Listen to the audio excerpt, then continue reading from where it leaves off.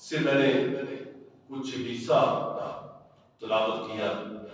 الف لام میم، یہ حروف اتنی برکت والے، اتنی عظمت والے کہ ان کا ترجمہ نہیں.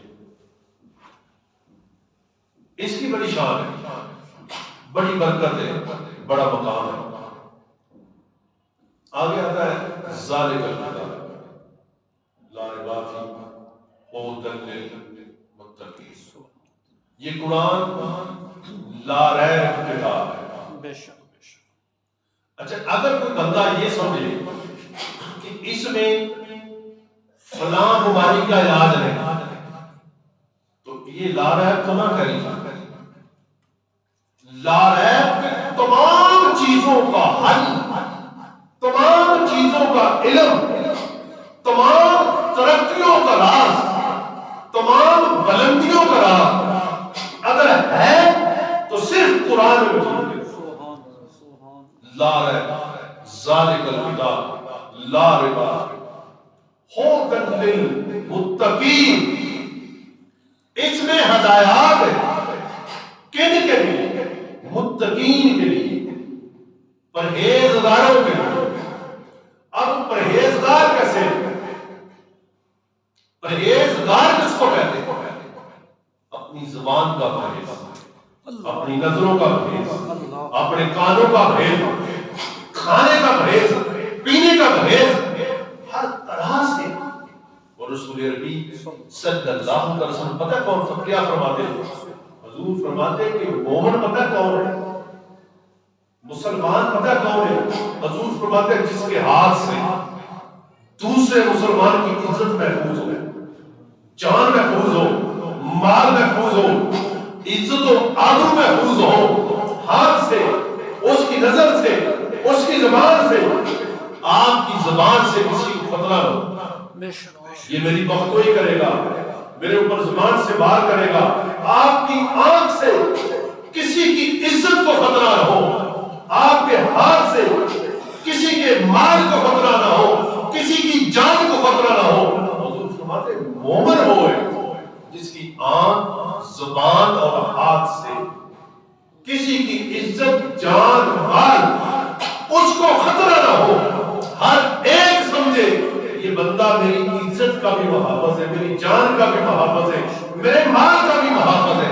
وہ بندہ مومن ہی نہیں جس سے آپ کو یہ خطرہ ہو کہ شاید میری غیر موجودگی میں میری اس سے عزت محفوظ نہیں، میری غیر موجودگی میں میرا مال محفوظ نہیں، اور میری جان نہیں محفوظ.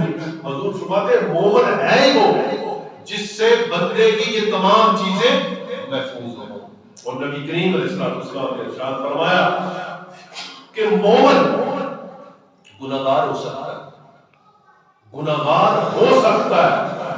اگر مومن نہیں ہو سکتا، حضور نے فرمایا کہ جھوٹا مومن نہیں ہو سکتا. بے شک مومن جھوٹ نہیں بولے. بے شک. یہ ذالک الکتاب لا ریب فیہ ھدی للمتقین. اب قرآن پڑھنے والے بھی پڑھے ہیں، قرآن بھی پڑھتے ہیں، جھوٹ بھی بولتے ہیں. اب پھر کہتے ہیں کہ ہمیں فائدہ نہیں پہنچ رہا، ہماری مشکلیں آسان نہیں ہو رہی. ھدی للمتقین. قرآن لا ریب کتاب ہے، اس میں ہدایات کن کے لیے؟ متقین کے لیے. قرآن کی بڑی برکت ہے.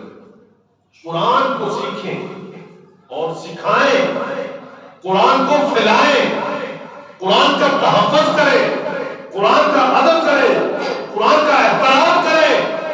یہ آپ کا منشور ہے. واحد قرآن ایسا منشور ہے جو آپ کو جنت سے نکلنے کے بعد دوبارہ واپس جنت کے اندر داخل کر دیں. یہ قرآن کی ایک لا ریب کتاب. اور قرآن پاک سے محبت کریں. قرآن تمام علوموں سے پڑھ کے علوم قرآن پاک، اور قرآن کو سیکھیں اور قرآن کو سکھائیں.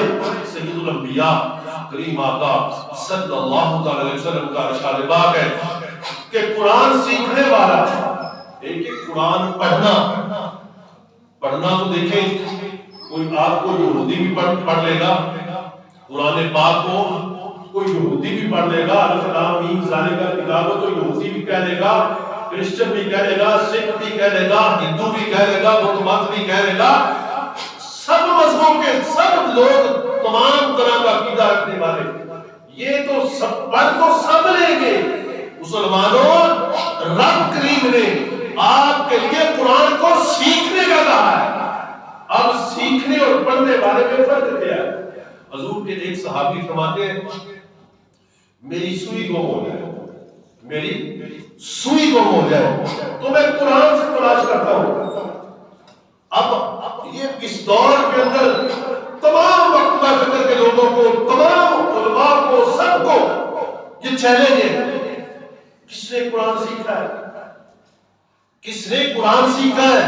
اور حضور کے صحابی فرماتے میری سوئی گم ہو جائے میں قرآن سے تلاش کرتا ہوں۔ بھئی پتہ یہ چلا کہ ہم تو قرآن کو سیکھنے سے بہت کوسوں دور ہیں، بہت دور ہے۔ بھئی نبی کے صحابی تو یہ فرما رہے کہ میری سوئی گم ہو جائے تو میں قرآن سے تلاش کرتا ہوں۔ بھئی ہمیں تو یہ پتہ ہی نہیں، ہماری تو کوئی چیز چوری ہو جائے تو ہم کس کے پاس جاتے ہیں؟ ہم تو نجومیوں کے پاس جاتے ہیں، جن کے پاس جانے سے حضور نے منع فرمایا کہ نجومیوں کے پاس نہ جانا، نجومیوں کے پاس نہ جانا۔ اور ہم قرآن سے تلاش نہیں کرتے۔ قرآن پاک ایسی ایک لاریب کتاب ہے، نبی علیہ السلام نے فرمایا سورہ فاتحہ، سورہ فاتحہ یہ ام الشفا ہے، تمام بیماریوں کی شفا سورہ فاتحہ کے اندر ہے۔ لیکن پڑھنے والا نہیں، اس کو سیکھنے والا۔ جو قرآن سورہ فاتحہ کو سیکھے گا، ہمیں 50 سال کا عرصہ بیت گیا، ابھی تک سورہ فاتحہ کا مفہوم نہیں سیکھ سکے تو نمازی پکے کیسے بنے گے؟ نماز پیدا تب پہنچائے گی جب آپ نماز کو سیکھیں گے۔ پڑھنا، دیکھیں پڑھنا میں عرض کر رہا ہوں کوئی بھی پڑھ سکتا ہے، مسلمان کے لیے قرآن سیکھنے کا حکم ہے۔ جب آپ قرآن سیکھیں گے پھر قرآن کی عظمت کا آپ کو پتہ چلے گا۔ اگر قرآن سیکھیں گے نہیں تو جناب یہ پھر یہاں سے اوپر ہوگا۔ یہ جب قرآن اندر اترے گا، سینے میں اترے گا تو پھر آپ کے سینے سے وہ راز اٹھیں گے۔ آپ عالم بھی ہیں، آپ فاضل بھی ہیں، آپ ایک محدث بھی ہیں، آپ کی عظمت ہے۔ لیکن اگر قرآن سیکھا نہ پڑھا تو پڑھنے کے لیے تو میرے دوستوں کوئی بھی پڑھ سکتا ہے، آپ سے زیادہ پڑھ لیں گے غیر مسلم لوگ۔ تو ہمیں قرآن کو سیکھنا ہے، جو قرآن سیکھے گا اس کی ہر بیماری کی شفا، ہر بیماری کی شفا سورہ فاتحہ کا۔ اور پھر حضور علیہ السلام کا ارشاد پاک ہے قرآن میں کہ قرآن کے ہر حرف جو ہے، قرآن پاک کا ہر حرف مومن کے لیے شفا ہے۔ اور قرآن کی میں نے روایت مقدسہ پڑھی ذالک الکتاب لا ریب فیہ ھدی للمتقین، قرآن لا ریب کتاب ہے اور اس میں ہدایات متقیوں کے لیے۔ اب متقی کون ہے؟ دیکھیں بندہ نماز نہ پڑھے تو متقی، بندہ نماز پڑھے اور غیبت کرے تو متقی ہے، بندہ نماز پڑھے اور جھوٹ بولے، حضور نے فرمایا مومن جھوٹ نہیں بول سکتا۔ ہم تو مسلمان بھی ٹھہرتے ہیں، بندہ نماز پڑھے اور وہ بدکاریاں کرے، حضور نے فرمایا کہ نماز، صحابہ نے جب عرض کیا نا یا رسول اللہ صلی اللہ علیہ وسلم کہ ہمیں کیسے معلوم ہوگا کہ ہماری نماز قبول ہو گئی؟ سرکار نے فرمایا کہ جو بندہ برائیوں کو چھوڑتا جائے گا، اچھائیوں کو اپناتا جائے گا، وہ سمجھ لے اس کی نماز قبول ہو۔ اگر بندہ نماز بھی پڑھے سمجھے اس کی نماز قبول نہیں ہوتی۔ اگر وہ بدکار تھا، وہ زانی تھا، وہ شرابی تھا، وہ برے عمل کرتا تھا اور نماز نہیں پڑھتا ہے اور برے عمل نہیں چھوڑ رہا، تو سمجھے نماز نہیں قبول ہو رہی۔ یہ دونوں عمل بد اور نماز ایک جگہ پہ اکٹھے نہیں کر سکتے۔ اس لیے ہدی للمتقین، قرآن کے اندر ہدایات ان لوگوں کے لیے جو متقی پرہیزگار ہیں۔ پرہیزگاروں کے متعلق میں عرض کرتا چلوں، یہ جو تھے نا حجاج بن یوسف، انہوں نے جب بصرہ پہ قبضہ کیا نا، گورنر بن گئے، حکمران بن گئے، تو مشیروں نے حجاج بن یوسف سے یہ کہا کہ یہاں پہ جو مرضی کرنا، لیکن ایک طبقہ ایسا ہے ان سے بچنا۔ حجاج بن یوسف نے پوچھا وہ طبقہ کون سا ہے؟ انہوں نے کہا کہ بصرہ کے صوفیوں سے بچنا، جنہیں ہم اپنی زبان میں پیر کہتے ہیں، ان سے بچنا۔ یہ بھئی ان سے کیوں؟ انہوں نے کہا کہ یہ کسی کو بد دعا دے دیں تو اس کا بیڑا غرق ہو جاتا ہے۔ حجاج بن یوسف نے کہا کہ اچھا چلے ٹھیک ہے، دے اعلان کر دو کہ وقت کے حاکم کی طرف سے تمام علاقے کے لوگوں کی دعوت ہے،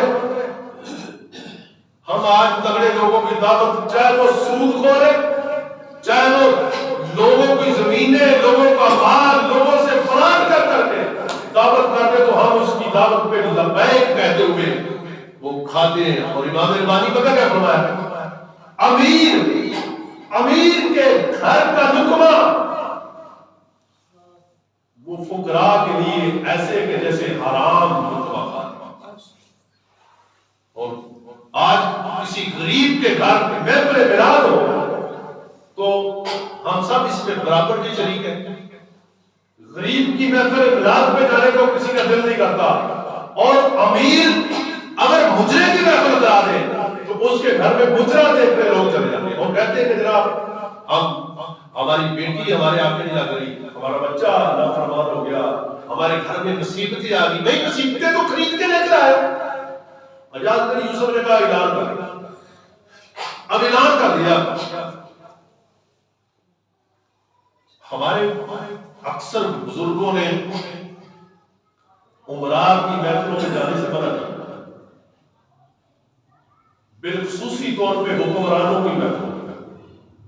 بلکہ ایک عالم سے میں نے یہ سنا کہ حضور کا قول مبارک ہے کہ جو بندہ حاکم وقت حاکم کے دربار میں جائے اس سے دین نہ لینا، وہ آپ کو خالص دین نہیں دے۔ جو محمد رسول اللہ کی چوکھٹ پہ جائے اس سے دین لینا، وہ آپ کو صحیح منزل پہ پہنچائے۔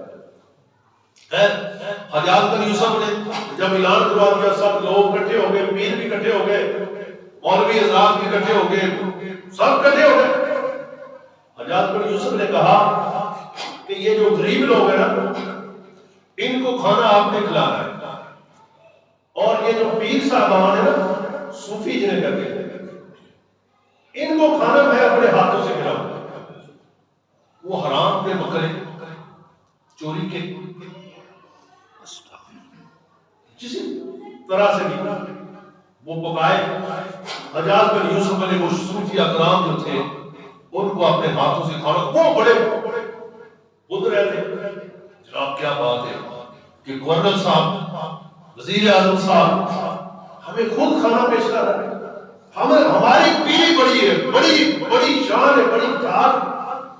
یہ نہیں تھا پتا کہ بیڑا غرق ہو۔ اب وہ بڑے بڑے لقمے، بڑے بڑے کھانے وہ تناول کھا رہے تھے، جس نے 1 کلو کھانا تھا 2 کلو کھایا، پیٹ بھرا اور بھر بھرا کے چلے گئے۔ حجاج بن یوسف نے میری بات قابل غور ہے، سنو۔ حجاج بن یوسف نے کہا ملازموں کو، سپاہیوں کو 40 دن کے لیے ٹکا کے ظلم کرو، اللہ اکبر، استغفر اللہ، لوگوں کے حقوق کھاؤ، ظلم کرو، زیادتی کرو۔ انہوں نے کہا کیوں؟ کہنے لگے کہ کہ جنہیں تم صوفی کہتے ہو. میں نے حجاج بن یوسف کہتا میں نے ایک حدیث پاک سنی ہے. حضور نے فرمایا کہ اگر کسی کے حلق سے نیچے حرام کا ایک لقمہ اتر جائے تو 40 دن کے لیے اس کی کوئی عبادت قبول نہیں. یہ تو بکرا کھا گیا ہے اللہ. ان 40 دن کی دعا کہ ماں نہیں قبول ہوگی. قرآن کہتا ہے ذالک الکتاب لا ریب فیہ ھدی للمتقین. متقی لوگوں کے لیے ہدایت. تو حجاج بن یوسف نے بڑا قتال کیا, کسی کی بد دعا نہ لگی. کیوں کہ اس نے پہلے ہمیں چوری کے بکرے, چوری کا کھانا, چوری کا لنگر کھانا پین کھلا دیا. اب دعا کیسے لگے گی, بد دعا کیسے لگے گی؟ اس لیے قرآن کہتا ہے لا ریب فیہ ھدی للمتقین. قرآن لا ریب کتاب ہے, اس میں ہدایات ہے. کن کے لیے؟ متقین لوگوں کے لیے. اب متقی وہ بھی نہیں ہوتا جو زبان سے گالیاں نکالے. متقی وہ بھی نہیں ہوتا جو آنکھوں سے بدکاری کرے. متقی وہ بھی نہیں ہوتا جو غیبت کرے. متقی وہ بھی نہیں ہوتا جو چوریاں کرے. متقی وہ بھی نہیں ہوتا جو فرار کرے. متقی وہ بھی نہیں ہوتا جو نماز نہ پڑھے.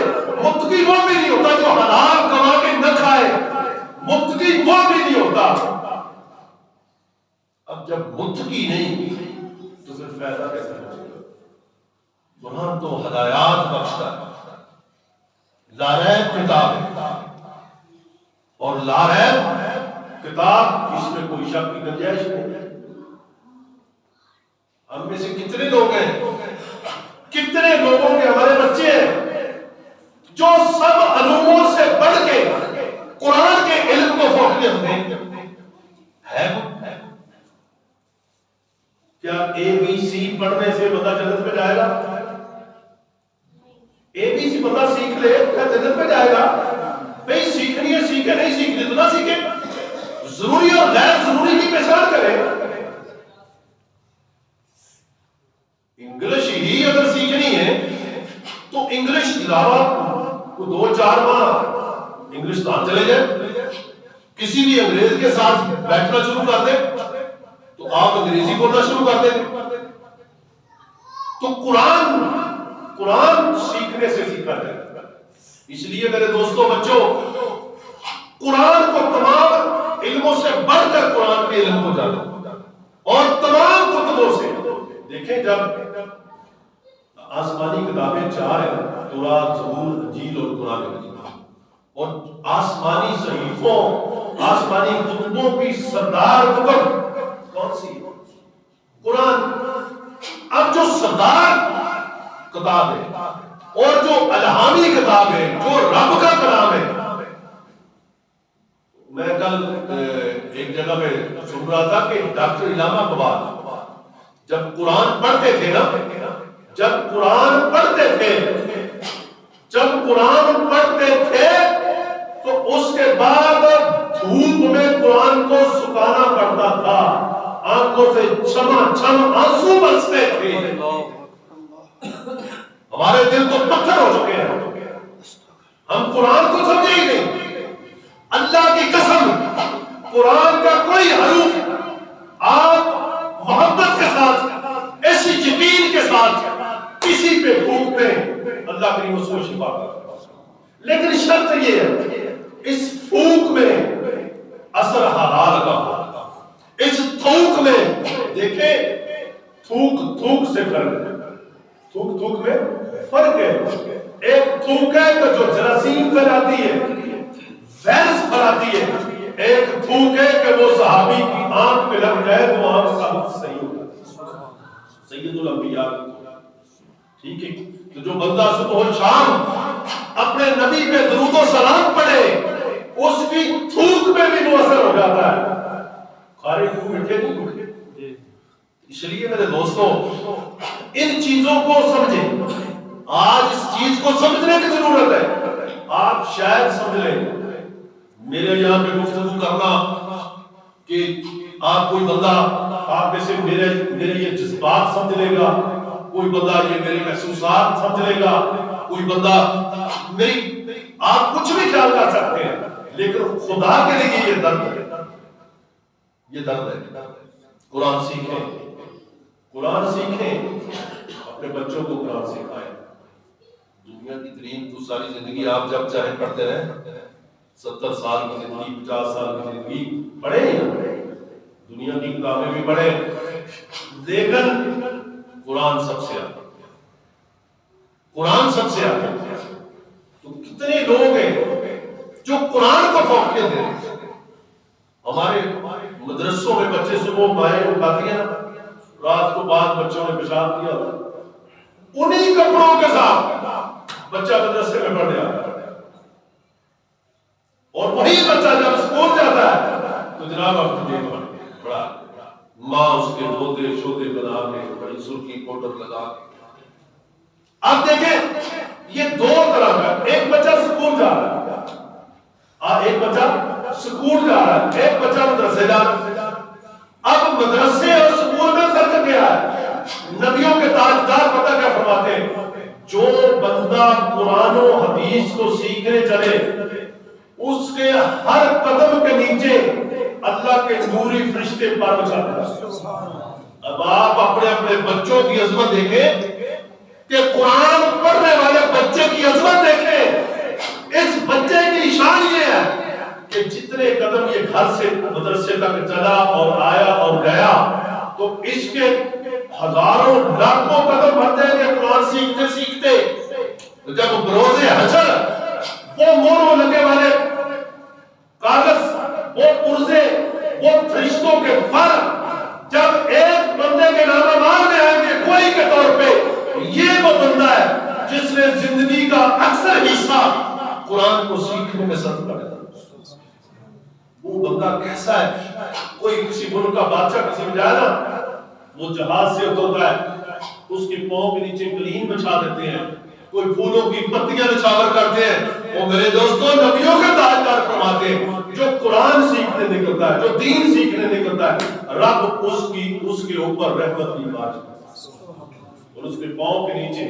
اب دیکھیں ہم کسی کے پاؤں کے نیچے اپنے ہاتھ رکھیں، وہ جیسے جیسے چلے تو ہاتھ رکھتے چلے، اور ایک بندہ وہ ہے کہ جس کے پاؤں کے نیچے نوری فرشتے، وہ معصوم فرشتے اپنے پر بچھا دیں، تو اس بندے کی شان کیا؟ کیا ہم سب پہ یہ لازم نہیں کہ ہم سب اس علم کو سیکھیں، اس قرآن کو سیکھیں، اس کتب کو سیکھیں جس کو سیکھنے سے پاؤں کے نیچے فرشتے بھی پر بچھا؟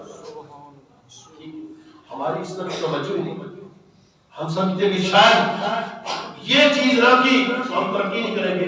اچھا صحابہ کرام نے کون سی ایکسپورٹ میں پڑھا تھا؟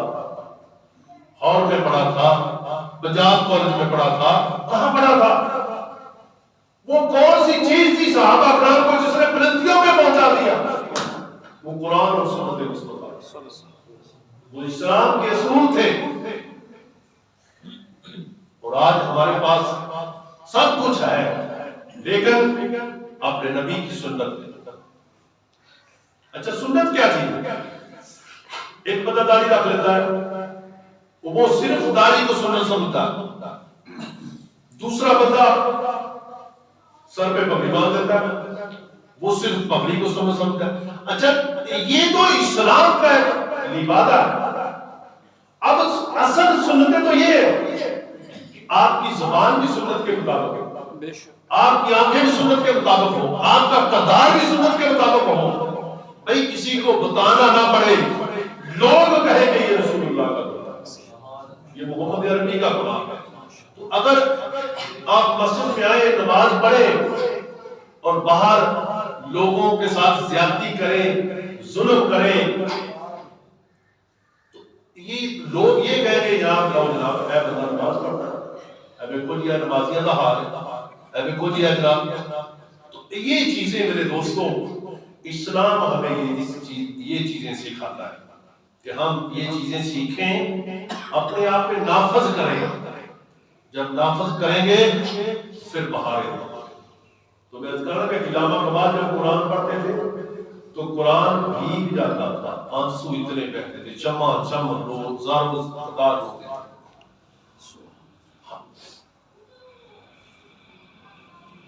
ہمارے کبھی آنسو بہے؟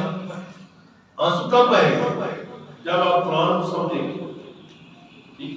الحمدللہ رب العالمین الرحمن الرحیم مالک یوم الدین ایاک نعبد و ایاک نستعین اهدنا الصراط المستقیم صراط الذین انعمت علیہم غیر المغضوب علیہم ولا الضالین۔ یہاں پہ اسی صورت کے اندر رب نے دو پارٹیاں بیان فرمائی، دو پارٹیاں، ایک غیر المغضوب والے اور ایک انعمت والے۔ صراط مستقیم والے ایک وہ لوگ ہیں جن پہ اللہ کا غضب ہوا، اور ایک وہ لوگ ہیں جن پہ اللہ کا انعام ہوا۔ اب ہم سب اپنے گرد و نواح میں دیکھیں کہ جس راستے پہ اللہ کا غضب نازل ہوا اس طرف ہم کتنے جا رہے ہیں، اور جس راستے پہ اللہ کی رحمت برسی اس راستے پہ کتنے جا رہے ہیں۔ اس راستے کے لیے جناب بلڈ پریشر ہمارے ہائی کرنے پڑتے، بڑی جدوجہد کرنی پڑتی، اور برائی کے لیے جناب ایک نیا دوسرا بندہ برائی کا کام کر دے، لوگ ایٹومیٹکلی رکھے، اور پھر یہ اللہ کی طرف سے یہ کیا آئے گا ہمارے لیے۔ اس لیے میرے دوستوں ہمارے پاس اتنے کی بیرنس ہو، اتنا کا نالج ہو کہ ہم قرآن کو سمجھیں۔ جب قرآن سمجھیں گے آپ کو صالحین کی مثال بھی ہوگی، اللہ کے برگزیدہ بندوں کی مثال بھی ہوگی، ٹھیک ہے؟ تو اگر قرآن نہیں سمجھیں گے تو پھر آپ کیا سمجھیں گے؟ اب قرآن پاک میں آپ اکثر آیتیں مبارکہ سنتے ہیں، لا الہ الا اللہ لا خوف علیکم ولا هم یحزنون، پڑھتے ہر عالم دین تقریباً ہر بندہ جس کو یہ پڑھ کے ناول سونپی نہیں آتے پڑھ کے اپنا موضوع سے بتا ہے، جس پہ جی جاتا اس پہ یہ اللہ الہ الا اللہ اولیاء کی خیر پڑھ کے سنا دیتا، یہ بھی اللہ کے ولی، یہ بھی اللہ کے ولی۔ اب اللہ کے ولی کی پہچان کہاں سے ہوگی؟ کوئی بندہ مجرم بھی کرے اور وہ اللہ کا ولی بھی ہو؟ قرآن کہتا ہے بے غیرت اور ولایت اکٹھے نہیں رہ سکتے، بے حیائی اور ولایت اکٹھے نہیں رہ سکتے، بے حیائی اور حیا دونوں اکٹھے نہیں رہ سکتے۔ آپ سمجھیں ہمارے گھروں میں کتنے گھر ایسے ہیں، کتنے بچے ایسے، میں جب میں یہ ٹی وی کیا کہتے سے موبائل دیکھتا ہوں، وہ جب کوئی پیج کھل جاتے ہیں نا، پیج ہمارے اکثر بچوں کی نا، وہ جب گانا جب فلم اس کو لائک کیا ہوتا، انہیں اتنی بھی اویئرنیس نہیں ہوتی کہ بھائی وہ گانا سنتے ہیں یا فلم دیکھتے ہیں اس کے بعد لائک کر دیتے ہیں۔ انہی بچوں کے کبھی میں نے نعت پہ لائک نہیں دیکھی۔ ہمارے بچے وہ سٹیٹس لگا رہے ہیں، کوئی واٹس ایپ پہ سٹیٹس لگا رہا ہے، کوئی فیس بک پہ سٹیٹس لگا رہا ہے، کوئی گانے پہ لگا رہا ہے، کوئی کسی قسم کا، کوئی کسی قسم کا۔ بھئی کیا نماز پھیلا نہیں؟ اب دیکھیں موسم فل سردی کا تو بندہ کپڑے پہن لے بریک کاٹن، آپ سب اس کی طرف دیکھیں گے یار یہ کیا کر رہا ہے، سردی نہیں لگتی، اور موسم فل گرمی کا اور یہ خطر پہن لے تو آپ کہیں گے یار انہوں گرمی نہیں لگتی، کڈا بندہ ہے، ٹھیک ہے؟ اس لیے میرے دوستو کیا ہمارا ضمیر، ہمارا ایمان ملامت نہیں کرتا جب ہم یہ بری چیز دیکھتے، کوئی بھی بری چیز؟ یہ پچھلے دنوں یہ کرکٹ کا میچ تھا پاکستان اور پتہ نہیں کسی ملک کا، فتح اللہ مجھے فون کرنے لگا کہ آپ دعا فرمائیں، دعا کر دو جی پاکستان میچ جیت گیا۔ اچھا میں تیار ہو گیا دعا کرنے واسطے، دعا کرنے لگا، میرے دل سے خیال آیا یار اتنی ہزاروں لوگوں نے جوا لایا کہ جوے واسطے دعا کرنی، ایک پاسے وہ فلاں جواری نے جوا ٹھوک گیا، دوسرے پاسے دوسرے ٹھوک گیا. ایک قوم اس کو قومی مسئلہ سمجھ بیٹھی ہے اور قومی مسئلہ نہیں، یہ تھوڑے ایمان کی دشمن چیز ہے. کتنا پیسہ جواری گواہی کر رہے ہیں، ہم اس کو پاکستان کی عزت کا مسئلہ سمجھ کے بیٹھے ہیں. جناب میچ لگا ہوا، اب تو وہ وہاں سے چیز تو چلی ٹی وی پہ بیٹھے ہیں بچے، وہاں پہ بیٹھے کوئی میسج لا رہے ہیں. کیا جوا کھیلنا حرام ہے یا حلال ہے؟ تو ایک بندہ حرام کر رہا ہے، آپ اس کو سپورٹ کر رہے ہیں، تو ہم اس میں شامل ہوئے کہ نہیں؟ ٹھیک ہے. یہ تو پہلے چند سال پہلے بابا جی نے فرمایا کہ ہمارے خلفاء کرام سے میرے خلیفیاں تو کوئی لوگ جڑے نے میری دعا کرا دے نجائز تے لہذا خلیفیاں نوں میری آپ دی طرف حکم ہے کہ لوکاں واسطے نجائز دعا نہ کرے. ساڈا کام ہے کہ لوکاں واسطے جائز دعا کرو. کوئی مشکل چیز دی مشکل حل دی دعا کرو. ٹھیک ہے. تو یہ نہیں کہ 2 بندے یا 10 بندے یا 50 بندے یا 100 بندہ جوا لائے تے اسی جواریاں واسطے دعا کر دی تے کل قیامت تک پتہ لگے کہ ساڈے بھی نام آواز جمعے دا آپشن آئی ہوئی. اسی کی جواب دے. اس بات سے میرے پتروں، بچوں نماز کو سمجھو، نماز سمجھے. نماز ایک ایسی خوشبو ہے جو آپ کے دماغ کو معطر کر دے گا. نماز ایک ایسی خوشبو ہے جو آپ کے سینے کو روشن کر دے گا. قرآن ایک ایسا نور ہے جو آپ کے دل و دماغ کو روشن کر دے گا. قرآن ایک ایسا نور ہے، قرآن ایک ایسا نور ہے کہ جو آج یہ قرآن کی محبت قبر میں ختم نہیں ہوگی. نبی علیہ السلام کے کوئی صحابہ تھے، انہوں نے کسی جگہ پہ جا کے نا پڑاؤ کیا تو قبریں تھی، مسمار ہو چکی تھی، تو وہاں سے نا سورہ ملک کی تلاوت کی آواز آ گئی. جب عرض کیا حضور کی بارگاہ میں یا سیدنا فاروق اعظم کی بارگاہ میں کہ جناب یہ مسئلہ ہے، فرمایا یہاں پہ ایک ایسی قبر ہے، وہ قبر والا سورہ ملک کے ساتھ محبت کرتا تھا، اللہ کریم نے اس کی محبت کو قبر میں بھی ختم نہیں کیا، وہ قبر میں بھی سورہ ملک پڑھا. اب مجھے بتائیں کہ قرآن کی محبت یہ عمل اللہ تبارک و تعالیٰ مرنے کے بعد بھی نہیں بند کرتا. اور اگر آپ برے عمل کریں گے تو برے عملوں کی بھی آپ کو انعام ملے گا، اور اگر اچھے عمل کریں گے تو اچھے عملوں کا بھی انعام ملے گا. اس لیے میرے دوستوں، بالخصوصی طور پہ نوجوان بچوں، اپنی زندگی کے شب و روز دین اسلام کی سرگرمیوں کو سپورٹ کرنے میں بسر کریں. آپ کی سوچ، یہ جذباتی سوچ، آپ کی یہ اتنی تیز سوچ، آپ کی اتنی یہ ویئرنس، آپ کی جدید قسم کی سوچ، یہ جب دین اسلام کو سپورٹ کرے گی تو پھر اسلام کا ہمارے گھر میں ہماری بچیاں، ہمارے بچے قرآن سیکھیں گے. ہم دین سے محروم نہیں رہیں گے، دین ہمیں ملے گا. اور یقین کر کے جانو، سرداری دین نہ، سرداری حضور کی محبت نہ، سرداری قرآن میں نہ، اور قرآن سیکھو. قرآن جس دل میں قرآن ہے، حضور علیہ السلام کا ارشاد پاک ہے، جس سینے میں قرآن نہیں وہ اس طرح جیسے اجڑی بستی، اس کا دل اس طرح جیسے اجڑی بستی. جب کسی بستی میں یا کسی گھر میں آپ 10 15 20 دن جب ایک ماہ کے لیے داخلہ بند کر دیں، تالے لگا دیں، ایک ماہ کے بعد جب آ کے آپ اس گھر کو کھولیں گے اس کا حشر نہیں. مسلمانوں، اپنے قلبوں کو صاف کریں قرآن کے ساتھ، اپنے دلوں کو صاف کریں قرآن کے نور کے ساتھ، اپنے اندر کے اندھیرے کو دور کریں قرآن کی روشنی کے ساتھ.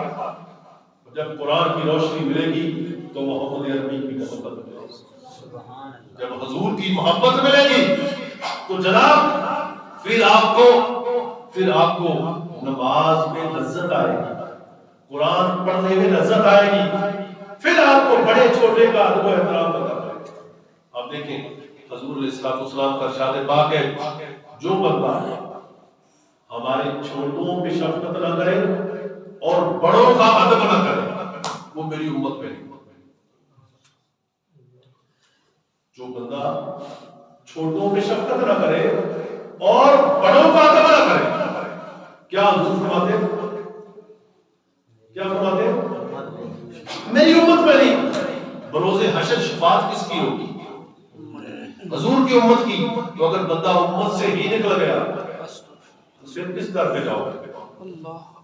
کہاں جاؤ گے؟ اس لیے جب بھی آپ حضور علیہ الصلوۃ والسلام نے ارشاد فرمایا میری امت اس وقت تک گمراہ نہیں ہوگی جب تک ایک دوسرے کے ساتھ سلام لیتے رہے۔ سلام فرض ہے آپ پہ، لیں، چاہے بندہ راستے میں آپ گزر رہے ہیں تو آپ کو کوئی جانتا یا نہیں جانتا، آپ کی آواز وہ سن سکتا یا نہیں سن سکتا، جہاں کہیں بندہ آپ کو نظر آئے تو اسے کہے السلام علیکم۔ تو وہ بندہ اگر آپ کی آواز نہیں بندے دیکھیں، آپ مسجد میں آئے، آپ بیٹھے ہیں قرآن پڑھ رہے ہیں، آپ آہستہ سے آپ السلام علیکم۔ اب جو بندے فرد وظائف کر رہے ہیں ان کے لیے کہ وہ جواب نہ دیں، اب جس نے سلام لیا اس کے لیے جواب کون دے گا؟ رب کے فرشتے اس پہ سلام دیں۔ حضور فرماتے کہ جب تک میری امت سلام لیتی رہے گی ایک دوسرے کے ساتھ گمراہ نہیں ہوگا۔ تو سلام کو ایک دوسرے لازم کر رہے ہیں، تو سلام کا مطلب پتہ کیا؟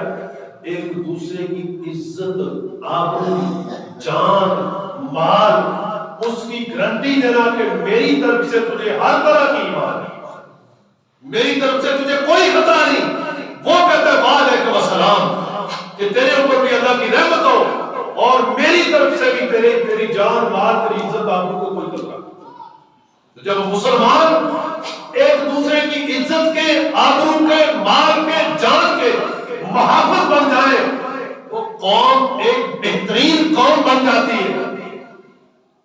وہ قوم کبھی اس قوم کو کوئی شکست نہیں کر سکتا، زیر نہیں کر سکتا جو رسول اللہ کی سنتوں کے وقت، جو رسول اللہ صلی اللہ علیہ وسلم کے طریقے پہ چلے۔ میرے دوستوں، کیا اللہ اور اللہ کے رسول کی محبت غالب آنی چاہیے یا ہماری ایک دوسرے کے ساتھ نفرتیں؟ جی، محبت رسول۔ اور نبی علیہ الصلوۃ والسلام نے فرمایا دنیا میں دوست بناؤ، فقط لالچ، دنیاوی لالچ کے لیے نہیں، اللہ کے لیے ایک دوسرے کو دوست ٹھہراؤ۔ کوئی دوست، اللہ کے ولیوں کی تو شان ہی بڑی ہے، جو ہے اللہ کے ولی ان کی شان بڑی ہے۔ حدیث پاک میں آتا ہے کوئی دوست، اگر دو دوست جو دنیا میں جن کی دوستی اللہ کے لیے تھی، ایک دوست اگر جہنمی ہوگا ایک جنتی ہوگا، جنتی جنت میں نہیں جائے گا جب تک اپنے دوست جہنمی کی بخشش نہ کرے گا۔ اللہ کے حضور سے کرے گا کہ اللہ میری محبت اس کے ساتھ تیرے لیے تھی، آج یہ جہنم میں جائے اور میں جنت میں جاؤں، اللہ اس کی محبت کی لاج رکھے گا، اس کے جہنمی دوست کو بخش دے گا، اس کے لیے جنت میں رکھے گا۔ تو اس لیے ایک دوسرے کے ساتھ رشتہ داری بھی اللہ کے لیے، رسول اللہ کے لیے، اور تعلقات بھی دنیاوی مفاد کے لیے نہیں۔ دنیاوی مفاد کو چھوڑے، یہ بیچ میں آ گیا، یہ تو اللہ کریم کرم فرمائے گا سب ٹھیک ہو جائیں گے اللہ کے لیے۔ اور کسی کے ساتھ زیادتی ہو تو خدا کے لیے، کسی کی ظلم پہ، کسی پہ ظلم کیا جائے اور کسی کے ساتھ ناانصافی کی جائے، اس پہ کبھی خوش نہ ہو، خواہ بخواہ اپنے آپ کو اس کے ظالم کے ظلم میں شامل نہ کرنا، ان للہ و انا الیہ راجعون کہنا، اور اللہ سے پناہ مانگنا اس کے شر کی، کہ جو کسی غریب پہ ظلم کرے تو آپ ایک بہترین خوشبو بن گئے، کسی کو بتانا نہیں پڑے گا جناب یہ کون ہے، یہ کون ہے، لوگ دیکھیں گے آپ کو یہ حضور کا غلام، یہ میرے نبی کا غلام ہے۔ کیا یہ پہچان کافی نہیں؟ حضور کی غلامی سر پہ رکھنے کو جو مل جائے نالین حضور، پھر کہیں کہ تاجدار ہم بھی تو ہیں۔ وہ تختے سکندری پہ تھوکتے نہیں، بستر لگا ہے جس کا سردار کی اس گلی کے متلاشی بنو، اس گلی کو تلاش کرو جہاں محمد عربی سے ملاقات، حضور سے ملاقات۔ اس دنیا میں مارے مارے پھرو اور کبھی کوئی عبادت کرو، کبھی کوئی عبادت کرو، نہ جانے ان آج نفل پڑھنے سے مجھے رات کو سونے سے حضور کی ملاقات ہو جائے، آج خود خزرہ کے مقیم کی زیارت ہو جائے، آج میں یہ عمل کروں، آج میں یہ نیکی کروں، تو یار کوئی تو دن آئے گا آپ کی کوئی تو ادا اللہ کو پسند آ دے گا، تو اللہ کریم اس ادا کے سب کے آپ کی بخشش کروا دے۔ یار کیا جانا نہیں ہونا، دنیا سے جانا نہیں تو کیا جا کے منہ دکھائیں گے قبر میں، حشر میں؟ ٹھیک ہے، وہ سید نصیر الدین نصیر شاہ صاحب نے کہا کہ قبر کی نیند سے اٹھنا کوئی آسان نہ تھا، قبر کی نیند سے اٹھنا کوئی آسان نہ تھا، ہم تو محشر میں انہیں دیکھنے ہیں۔ قیامت کا دن بڑا منظر عجیب ہوگا، لیکن جو عشق مصطفیٰ ہوگا، حضور فرماتے ہیں اس کو اللہ کریم اپنے عرش کے سائے کے نیچے جگہ دے گا۔ دن قیامت کا بڑا عجیب منظر ہوگا، لیکن ایمان اس دن وہ پائے گا جو اس دنیا میں لوگوں کو ایمان بخشے گا، اور امین اس دن وہ ہوگا جو دنیا میں حضور کی محبت میں ڈرتا رہا، حضور کی غلامی میں رہا، حضور کی محبت میں رہا، حضور سے محبت کی، حضور کی سنتوں سے محبت کی۔ وہ اس دن بھی وہ کیسے وہ کہتے ہیں کہ کیوں نہ پلڑا تیرے اعمال کا بھاری ہو نصیب، کیوں نہ تیرے اعمال کا پلڑا بھاری ہو نصیب، اب تو میزان پہ سرکار۔ تو ہم جب دنیا میں حضور سے محبت کریں گے، ایک طریقہ شیطان کا ہے، ایک طریقہ حضور کے دشمنوں کا ہے، ایک طریقہ رب کے حبیب کا ہے، تو آپ خود فیصلہ کریں کہ اللہ کے حبیب کے طریقے کے ساتھ آپ کتنی محبت کر رہے ہیں، اور پھر میزان پہ بھی حضور ہی آئیں گے۔ جو دنیا میں حضور کے طریقے سے محبت کرے گا، پھر حضور کہیں گے کہ یہ میرا بیٹا۔ ایک آخری بات بتا دوں، عرض کر دوں کہ نبی علیہ السلام فرماتے ہیں اور بعض علماء کرام فرماتے ہیں، حضور کا ایک غلام ہوگا جسے فرشتے جہنم میں لے جائیں، لے کے چل پڑیں گے۔ مسلمانوں ذرا غور کرو میرے بچوں، آدم علیہ السلام دیکھیں گے، آدم علیہ السلام دیکھیں گے اور دیکھیں گے کہ یہ تو امتی تو محمد رسول اللہ صلی اللہ علیہ وسلم ہے، اسے فرشتے لے کے جا رہے ہیں، کہاں لے کے جا رہے ہیں؟ جہنم میں۔ تو حضور فرماتے ہیں کہ آدم علیہ السلام آواز دیں گے، یا محمد صلی اللہ علیہ وسلم، بلند آواز کے ساتھ ندا کریں گے، تو حضور دیکھیں گے، سنیں گے، اور آپ فرمائیں گے کہ یا ابا آدم، کیا بات ہے؟ آپ عرض کریں گے کہ آپ کے غلام کو فرشتے جہنم میں لے کے جا رہے ہیں۔ وہ کیا کہتے ہیں؟ امتی جو کرے فریاد حال زار میں، منکر نہیں کہ غیر البشر کو خبر نہ۔ ٹھیک ہے، تو جناب جب آدم علیہ السلام بنائیں گے تو حضور آئیں گے، جب حضور آئیں گے فرشتوں سے پوچھیں گے بتاؤ اسے کہاں لے کے جا رہے ہو؟ وہ عرض کریں گے کہ یا رسول اللہ اسے ہم جہنم میں لے کے جا رہے ہیں، اس کے عمال میں کمی ہے۔ سرکار فرمائیں گے میرے سامنے اس کے عمل تو لے جائیں گے، یہ وہ ہے وہ جو اخلاص، تو اس کی نیکیاں کم بدیاں زیادہ،